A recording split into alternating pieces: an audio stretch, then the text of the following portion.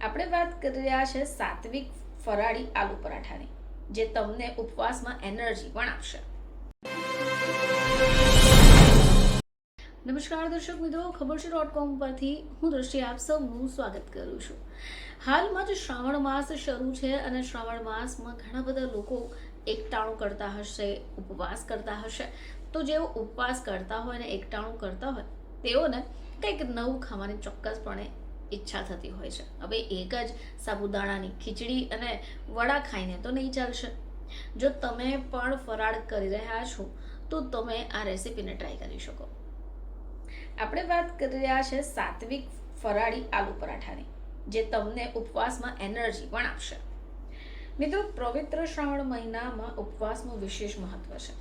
હવે આવી સ્થિતિમાં સ્વાદિષ્ટ હળવો ખોરાક બનાવવો પણ મહત્વપૂર્ણ છે, જે ઉપવાસના નિયમોનું પાલન પણ છે. હવે આવા ઉપવાસ દરમિયાન તમે કંઈક નવું અને સરળ બનાવવા માંગતા હો તો ફરાળી પરાઠા આલુ તમારા માટે બેસ્ટ છે. હવે આ જે ફરાળી આલુ પરાઠા છે એ ફક્ત સ્વાદિષ્ટ નથી, પરંતુ બનાવવામાં પણ સરળ છે. તો ચાલો જાણીએ કે ફરાળી આલુ પરાઠા કેવી રીતે બનાવી શકાય. તો સૌથી પહેલાં તમને કડક બનાવવા માટે જોઈશે રાજગરાનો લોટ, જે તમારે 1.5 કપ. એ સિવાય અડધો કપ શિંગોડાનો લોટ, 2 થી 3 ચમચી મોરૈયો, 2 થી 3 ચમચી સાબુદાણાનો લોટ, સિંધવ મીઠું અને 1 ચમચી તેલ.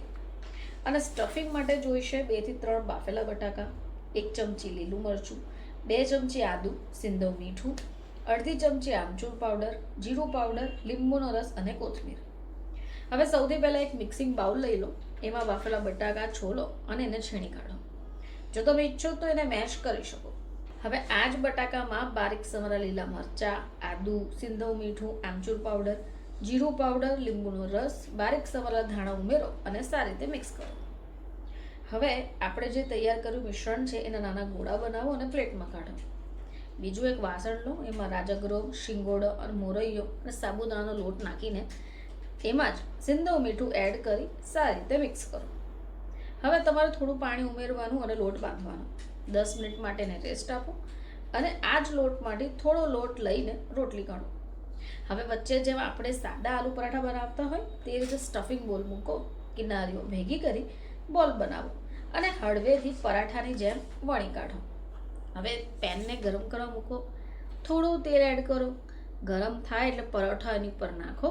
બંને બાજુ સોનેરી ક્રિસ્પી રંગ થઈ જાય ત્યાં સુધી શેકો. બસ બંને બાજુ એક સરખો રંગ થઈ જાય એટલે તમારો પરાઠો રેડી. જો તમે ઈચ્છો તો ઘી, માખણ, દહીં સાથે પણ ગરમા ગરમ સર્વ કરી શકો. તો મિત્રો, આ એવી રેસીપી છે જે તમને ખાઈને પણ મજા પડશે. ફરીથી તમારી સમક્ષ હાજર થઈશું. ત્યાં સુધી જોતા રહેજો ખબરશે.com.